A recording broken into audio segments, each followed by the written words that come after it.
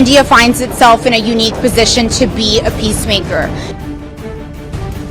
That Mr. Lavrov is allowed to be here to represent Russia, a terror state. We should not allow this at an international forum. दोस्तों, रूस और Ukraine की लड़ाई को शुरू हुए 1 साल का समय हो गया है।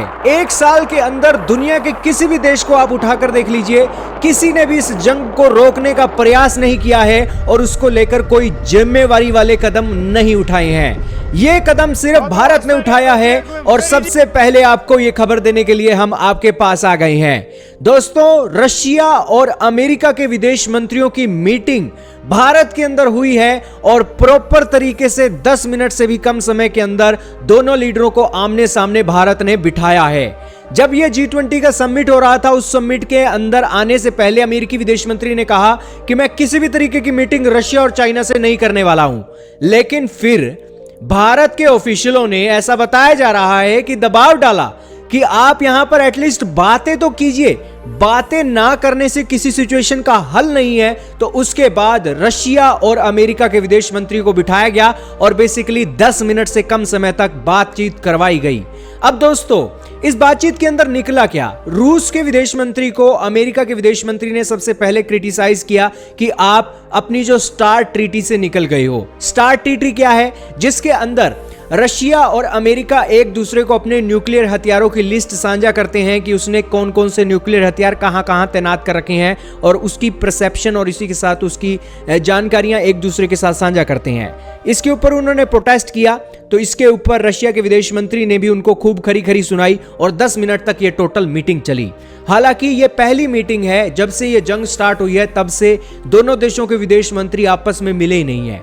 तो ये मीटिंग भारत के अंदर हुई है। भले ही इसका कोई हल ना निकला हो दोस्तों, लेकिन भारत एक इंटरनेशनल मंच पर एक पीस मेकर के तौर पर सामने आ रहा है, ये आप बोल सकते हो, क्योंकि किसी भी देश के अंदर ये ऐसी मीटिंग नहीं हुई है, भारत के अंदर हुई है। तो भारत एक नंबर 1 देश बन चुका है पीस मेकिंग के अंदर। और कल को अगर इस जंग की सिचुएशन सुधरेगी तो वो भारत से ही सुधरेगी। अब इंटरनेशनल पीस स्ट्रेटेजिस्ट सामने आ रहे हैं जो यूक्रेन के हैं, वो आते हैं और वो ये कह रहे हैं कि सर्गी लावरेव इतने बड़े इंटरनेशनल समिट को रिप्रेजेंट कर रहे हैं, इन्हें रिप्रेजेंट नहीं करना चाहिए। सर्गी लावरेव एक टेररिस्ट स्टेट से आते हैं। ये यूक्रेन के इंटरनेशनल स्ट्रेटेजिस्ट थे, लेकिन इसके बाद इनसे पूछा गया कि भारत के रोल को आप कैसा देखती हैं रशिया और यूक्रेन के बारे में। तो इन्होंने कहा कि भारत ने बहुत अच्छे से पोजीशन प्लेस की है रशिया और यूक्रेन की जंग में पीस मेकर के तौर पर। लेकिन दोस्तों, ये खुद को इतने बड़े इंटरनेशनल स्ट्रेटेजिस्ट बताती हैं, लेकिन इनका ध्यान पता नहीं कहां है कि ये टेरर स्टेट को, एक रशिया को लीडर को टेरर स्टेट का एक लीडर बोल रही हैं और दूसरी तरफ शांति भी करवाना चाहती है रशिया और यूक्रेन की जंग में।